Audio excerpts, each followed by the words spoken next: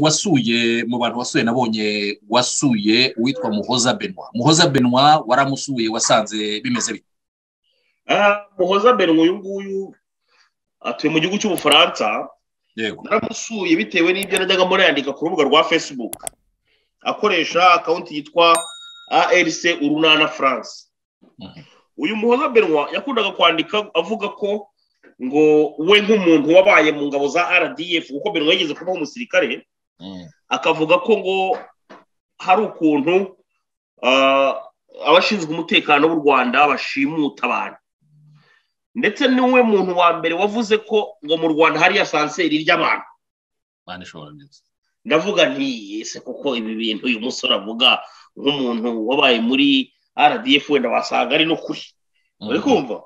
Ngira amatsiko nyine ndavuga nti reka ahubwo nzafata amafaranga nyakusanye nanjye mfate itike y'indege manuka.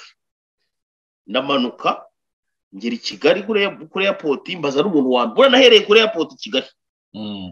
Maze abantu bagaze ubundi abantu bashimutirwa hehe? Uri kumva? Ateze yo gushimutwa uzanye none wowe ubikuye hehe? Ndababwira nti nguyu ubitwa Muhoza Benoit ahora bivuga ati ngo no musase. Ndavuga nti ibintu reka wenda nzabijyemo maze kuruhuka gatoya.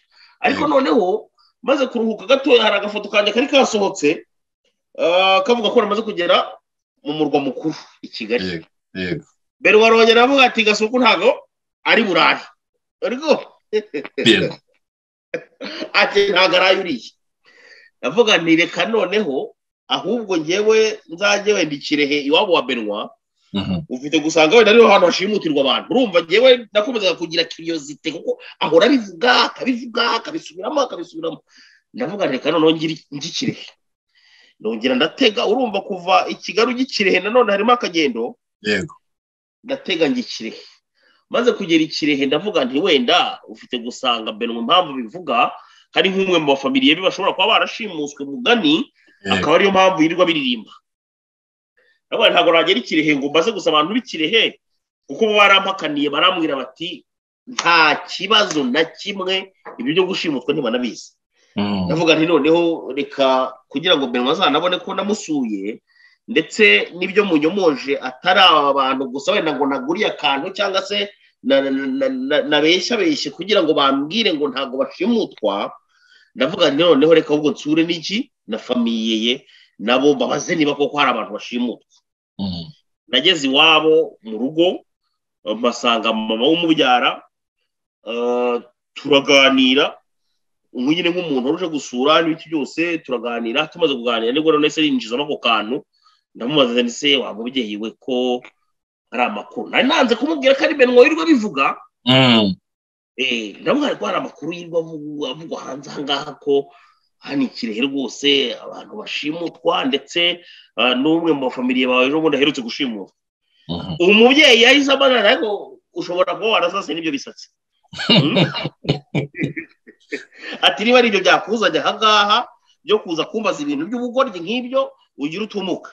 Ndamubwira nti oya urumva ngewe ariko amakuru nyakesha umusore wawe. Nkimara kumubwira Benoit yego namani uwitwa Umuhoza Benoit namaze kumubwira umukecuru yaranshiriye mu maso. Ati wowe uzajya ubona iby'abasazi ujyane n'iby'abasazi.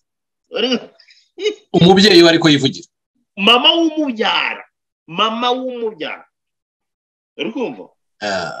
Urwo rwara abandi bantu warusanzemo se?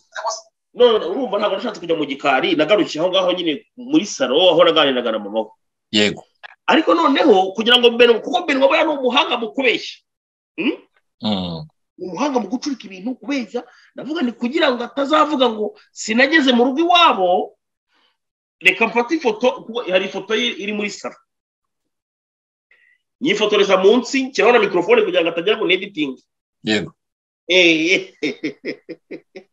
Ubu mweretse ko iwabo hageze ko umubyeyi mwaganiriye wasanze uburiya rero umuntu akavuga ati kuki nk'umuntu w'uwo rero haba abeshya akabeshyira igihugu nk'uko nguko koko ababyeyi ngabo urahabasanze wafashe umwanya uratega utega imodoka irakujyana Kirehe hari akagendo ariko nibura uragenda uvuga uti reka ngende kubyirebera.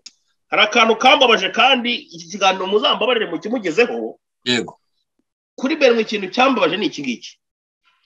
Ibyo bintu bakimara kumunyomoza yuko nta bantu bashimutwa, nta bantu bagira gute, urumva? Nta nubwo yaragarutse ngo nsaba imbabazi ngo narabeshyaga. Cyangwa se wenda ngo nawe ngabinyomoza. Anabwire n'abanyarwanda tujyana ndavugaga ntago.